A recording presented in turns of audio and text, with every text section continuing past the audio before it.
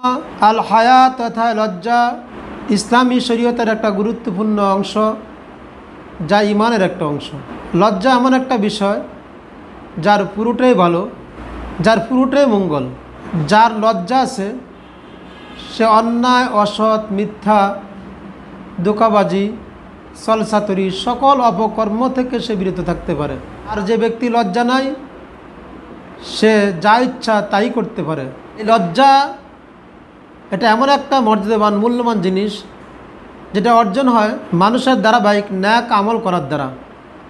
অর্থাৎ কোনো ব্যক্তি যদি কোনো একটা ভালো কাজ সবসময় করে তখন তার মধ্যে একটা লজ্জা সৃষ্টি হয়, লজ্জার একটা গুণ অর্জন হয়, যে তখন সে আর এই ভালো কাজটা পরিত্যাগ করতে পারে না। যেমন কোনো ব্যক্তি সবসময় নামাজ পড়ে অভ্যস্ত, তখন সে আর কখনো নামাজকে পরিত্যাগ করতে পারে না, তার মধ্যে একটা লজ্জা অনুভব হয়। এরকমভাবে লজ্জাশীল ব্যক্তি মিথ্যা কথা বলতে পারে না, সে সবসময় সত্য কথা বলে।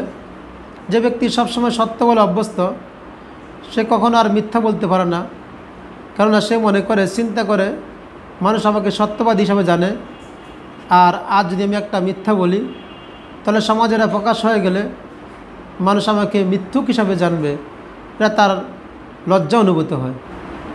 তাই লজ্জাশীল ব্যক্তি এই সব অপকর্ম থেকে নিজেকে বিরত রাখতে পারে।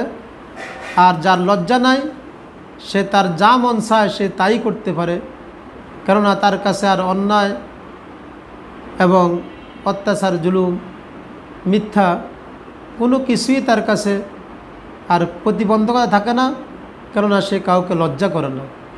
হযরত আবু হুরায়রা রাদিয়াল্লাহু তাআলা আনহু থেকে বর্ণিত যে নবী সাল্লাল্লাহু আলাইহি সাল্লাম বলেছেন, আল ইমানু বিদউন ওয়া সিত্তুনা শুবা, ইমানের 60-এর বেশি শাখা রয়েছে।